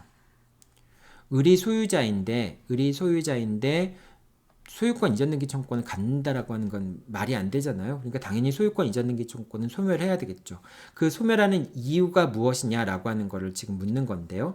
그 소멸하는 이유를 여러분들은 혼동이라고 생각하기 쉽습니다. 즉 을이 소유자가 되었으니까 을이 소유자인데다가 소유자에게 소유권 이전 등기 청구권이 귀속이 돼 있으니까 혼동의 법리에 의해서 소유권 이전 등기 청구권이 소멸하겠다라고 생각할 수 있겠지만 그건 아니에요. 왜냐하면 소유권이라고 하는 것은 물권이고 소유권 이전 등기 청구권은 채권이기 때문에 채권과 물권이 동일인한테 귀속된다고 하더라도 그 채권이 소멸하는 것은 아닙니다. 혼동의 법리 때문에 소멸하는 것이 아니라 이 소유권 이전 등기 청구권이라고 하는 것이 목적을 달성했기 때문에 소멸하는 거예요. 결과적으로 목적을 달성했기 때문에 소유권 이전 등기 청구권이 소멸하는 것이고 소유권과 소유권 이전 등기 청구권이라고 하는 채권이 동일인한테 귀속됐기 때문에 소멸되는 것은 아니라고 하는 겁니다. 이건 여러분들 이제 가등기 부분에서 나중에 이제 물권법 공부하면서 가등기에서 본등기 청구권이 소멸하는가 소멸하지 않는가라는 부분에서 다시 한번 설명이 나오게 됩니다. 근데 그때 이제 물권법 부분에서 가등기 할 때 본등기 청구권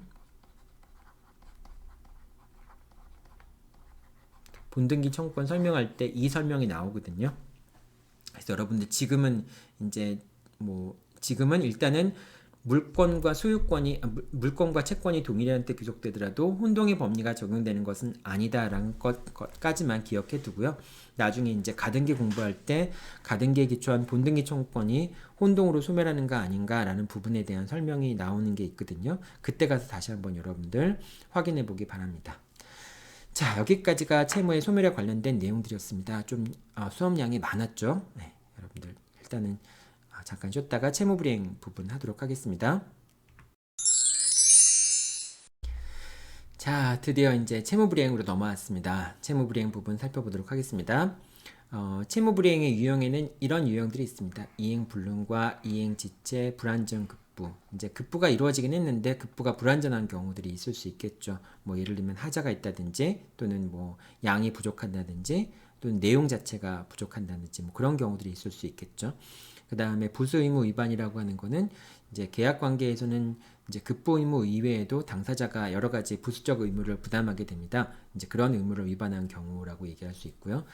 이행 거절이라고 하는 건 약간 좀 독특한 거라고 생각할 수 있어요. 여러분들이 이행 거절이라고 할 때는 그냥 계약 관계를 파탄낸다라고 생각하시면 돼요.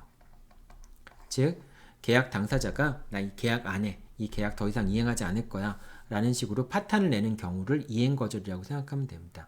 그래서 보통 이행거절을 하는 경우에는 영구적 불수령, 그러니까 자기는 아예 받지도 않겠죠. 그러니까 뭐 계약관계를 파탄으로 몰고 가는 사람이 받는 것만 받는다라고 한다면 자기 말에 파탄으로 간다라고 하는 게 의미가 없잖아요. 그래서 이제 보통 계약관계를 파탄 내는 사람은 주지도 않고 받지도 않는 그런 이제 행태를 보이게 됩니다. 그래서 그런 이행거절 같은 경우에는 더 이상 계약관계를 유지한다라고 하는 게 의미가 없어지는 것이죠. 그래서 상대방이 이행거절을 이유로 해서 바로 계약을 해지할 수도 있고요.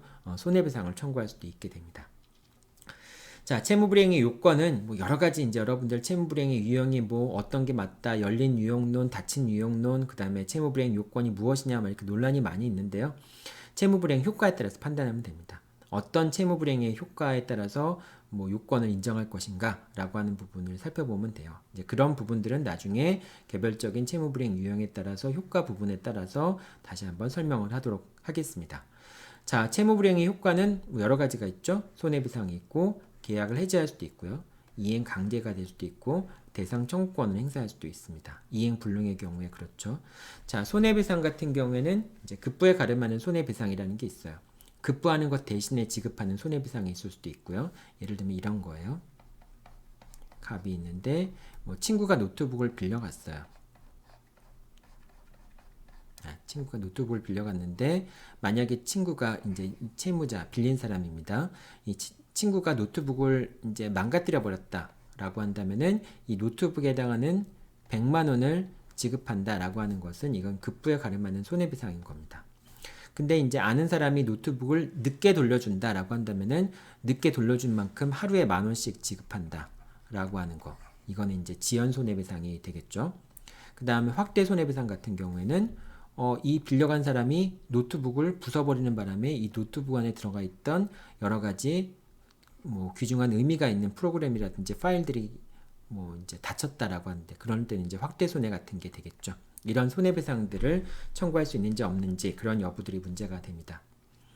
이행 강제라고 하는 것은 채무를 강제 이행시키는 건데요. 이거는 사실 채무불이행의 효과라기보다는 모든 청구권이 갖고 있는 기본적인 속성이라고 얘기할 수 있어요. 그러니까 모든 청구권은 반드시 국가가 그 실현을 강제해 주게 됩니다. 그래서 집행법이라는 게 있는 것이죠. 그렇기 때문에 이행 강제라고 하는 것은 채무불이행의 직접적인 효과라고 보긴 어렵고 청구권의 본질적인 속성이라고 얘기할 수 있겠는데 근데 일단은 이제 상대방이 이제 자발적으로 이행하지 않으니까 강제를 하는 거니까 채무불이행의 효과로서 언급이 되고 있습니다. 자, 그 다음에 이제 채무불이행의 경우에 손해배상 의무를 부담하는 경우에 이제 귀책 사유가 필요하죠. 이 귀책 사유라고 하는 것은 계약 해제의 경우나 손해배상의 경우에 귀책 사유가 필요한데 귀책 사유 그러니까 책임을 지기 위해서는 책임을 귀속시키는 사유가 있어야 된다라고 하는 거였어요. 귀책 사유라고 얘기하는 겁니다. 책임을 귀속시키는 사유라고 하는 것 때문에 귀책 사유를 얘기하는 건데 우리 민법에서는 책임을 귀속시키는 사유는 고의 과실입니다.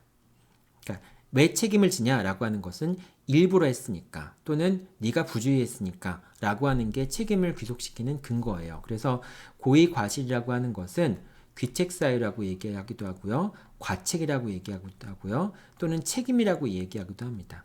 그래서 보통 우리가 책임 있는 사유라고 하면은 고의 과실이 있는 사유라고 얘기하는 것과 마찬가지라고 볼 수 있어요. 그래서 귀책 사유라고 하는 건 첫 번째 채무자의 고의 과실인 거고요. 자, 그다음에 이제 민법 391조에는 이제 그 요거는 여기도 이게 바뀌었네요. 여러분이 이제 여러분한테 보이는 자료는 바뀌어서 나간 게 되겠죠? 네.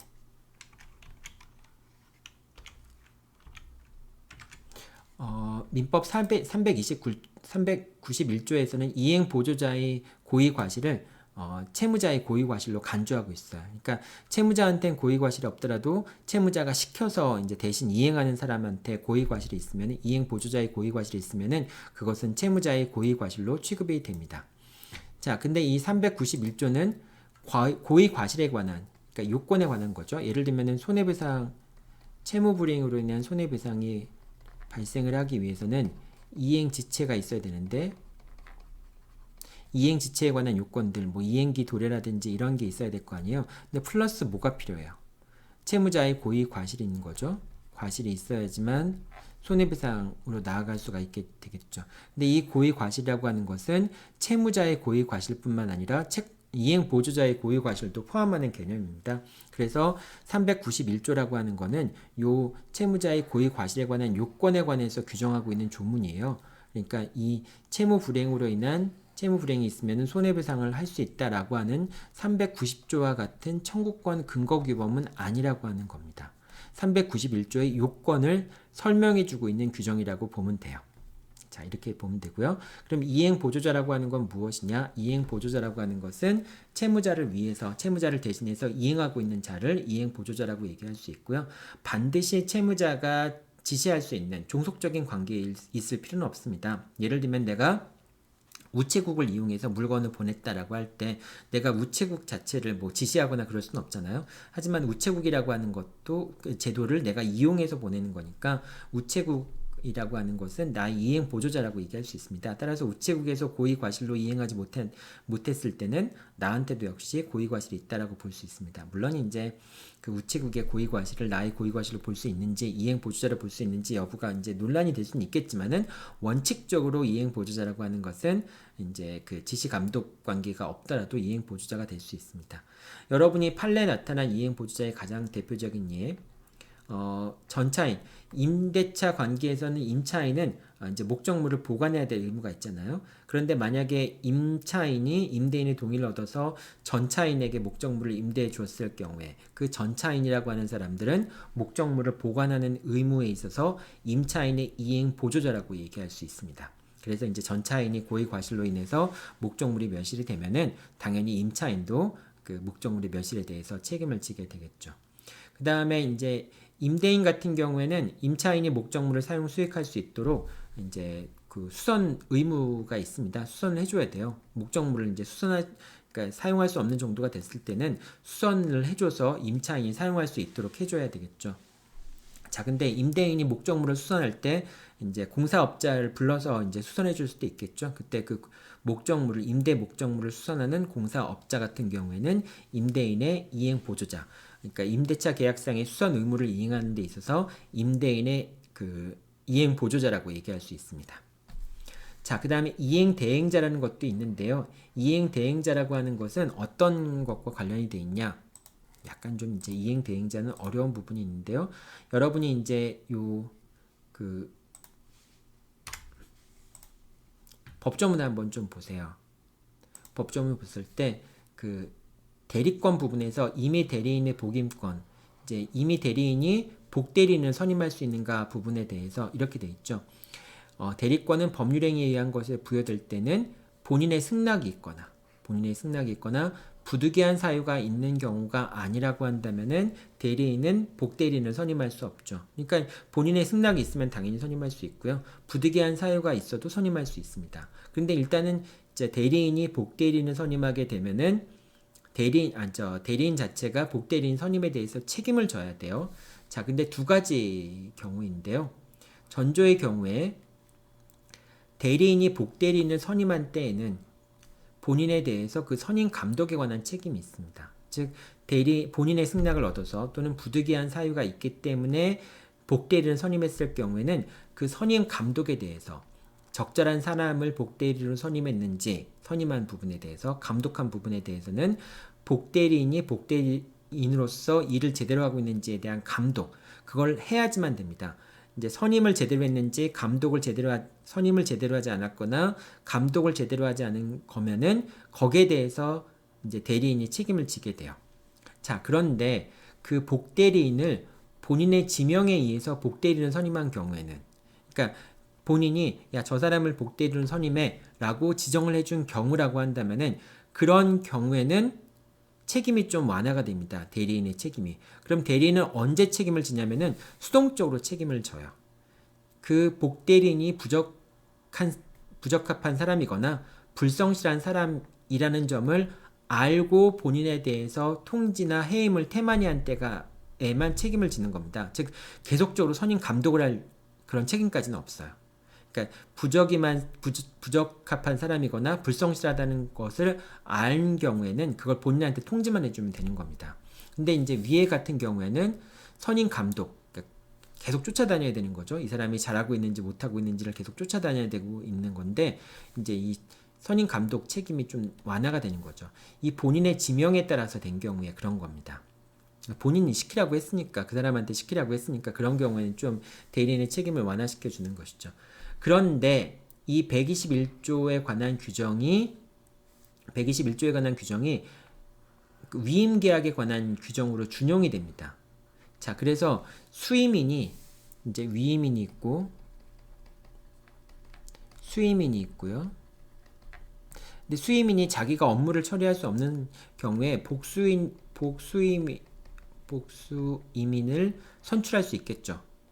이 사람을 선출하는데 이때도 대리와 마찬가지예요. 부득이한 사유가 있거나 본인의 승낙이 있을 경우에만 복임인을 이제 그러니까 복수임인이 아니라 발음이 어쨌든 복임인을 선출할 수 있는데요. 복임인을 선출할 수 있는데 근데 이때 어떤 경우에 책임을 지냐 하면은 이제 그 복임인을 선출했을 경우에 이게 말이 좀 어렵네요.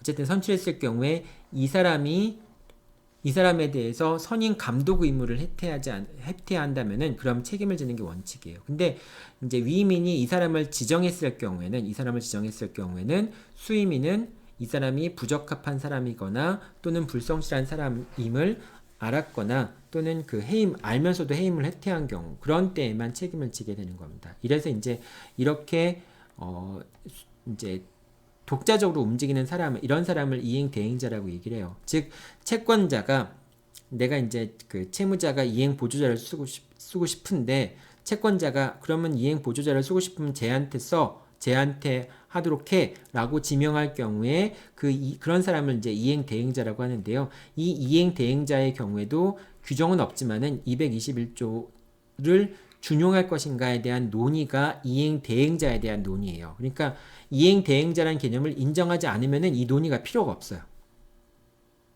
그러니까 본인이 지정했든, 그러니까 채권자가 지정했든, 채무자가 지정했든, 이거는 법에 규정이 없으니까 이행 보조자는 무조건 책임을 져야 된다. 채무자의 고의 과실로 볼 수 있다라고 하는 그런 입장을 취한다면 이 논의 자체가 필요 없어요. 이행 대행자에 대한 논의가 필요 없어요. 그런데 만약에 비록 이행 보조자긴 하지만은 채권자가 그 사람한테 하라고 시키지 않느냐? 그러면은 그 경우에는 채무자의 책임을 좀 완화시켜줘야 되지 않냐라고 하는 경우에는 이행 대행자에 대한 논의가 의미가 있다. 여러분들이 이 정도만 생각해 두면 될 것 같아요. 그리고 또 우리가 그 대리 제도와 그 다음에 그 위임 제도 같은 경우에 그런 이제 독자적으로 이제 그 채권자나 본인이나 위임인이 지정한 사람을 사용했을 경우에 책임이 완화되는 그런 규정들이 있다라는 정도만 여러분들이 기억해 두면 될 것 같습니다. 자, 오늘은 이제 상당히 어려운 내용들이 많았고요. 수업 시간도 좀 길어졌는데요. 상계 부분 여러분들 상계 부분을 여러분들을 계속 괴롭히게 될 그런 내용입니다. 그러니까 여러분들이 요번에 상계 부분을 좀 잘 정리해 둘 필요가 있어요. 특히 이제 너무 어려운 내용으로 들어가기보다는 지금 나와 있는 상계 제한 부분에 대한 내용들을 좀 반복적으로 해서 여러분들이 충분히 숙지하고 있는 그런 상태가 됐으면 좋겠습니다. 자, 여러분들 고생 많았고요. 다음 주 수요일 날 줌 모임으로 만나도록 하죠. 네, 수고했습니다.